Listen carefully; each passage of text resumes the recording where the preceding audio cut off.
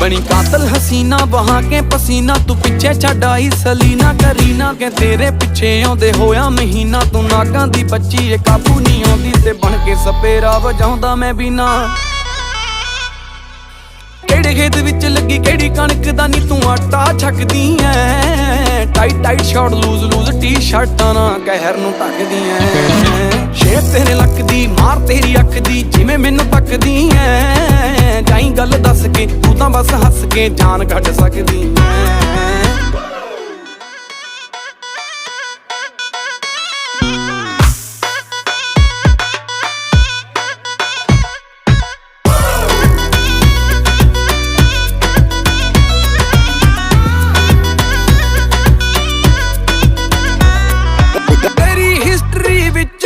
interest नहीं कोई तेरी ज्योग्राफी विच काके ने PhD